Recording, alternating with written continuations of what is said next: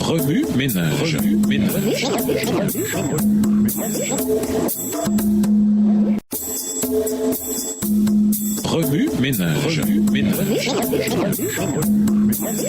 Bienvenue dans votre émission Remue ménage. Nous voilà le son de dimanche. Intérioriser un vibrant appel. Alors que Josué réfléchissait à l'avenir des Israélites, il se pencha sur leurs expériences passées. Ils avaient montré à plusieurs reprises une tendance à l'incrédulité et à l'infidélité. Lorsqu'ils avaient été pris au piège entre les Égyptiens et la mer Rouge, ils s'étaient empressés d'accuser Moïse et, par extension Dieu, de les avoir sortis de l'esclavage. Lorsque Moïse s'attarda sur le mont Sinaï pour communier avec Dieu, ils construisirent un veau d'or, alors que l'idolâtrie avait été explicitement interdite. Tout au long de leur pérégrination dans le désert, ils furent en proie au doute malgré les manifestations évidentes de la puissance de Dieu et de sa volonté de les délivrer des circonstances les plus impossibles. Ici, une génération plus tard, ils se relâchèrent et se reposèrent indéfiniment. Au lieu d'achever le travail que Dieu leur avait confié, ils choisirent de se contenter d'une tâche inachevée. Dans son amour pour Israël et sa préoccupation de son avenir, Josué fit appel au peuple du plus profond de son cœur.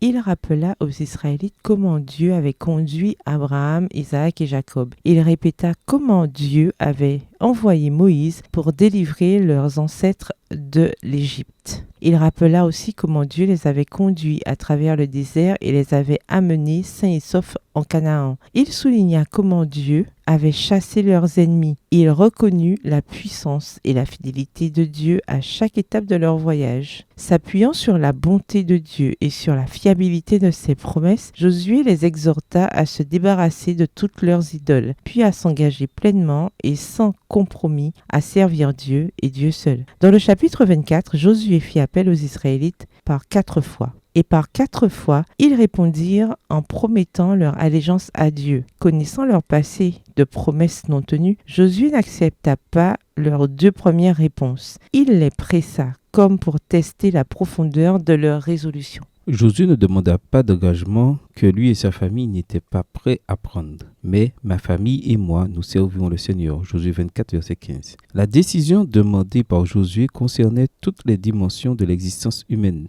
les actes, les pensées, les relations et le cœur. Ils devaient choisir en toute intelligence qui ils allaient servir. En choisissant Dieu, ils devaient renoncer complètement à leurs idoles et s'engager pleinement à observer la loi de Dieu. Aucune de ces décisions ou aucun de ces changements ne durerait s'ils n'inclinaient pas leur cœur vers Dieu. Josué 24, verset 23. Tout ceci était un réengagement envers l'alliance que Dieu avait conclue avec Israël au mont Sinaï.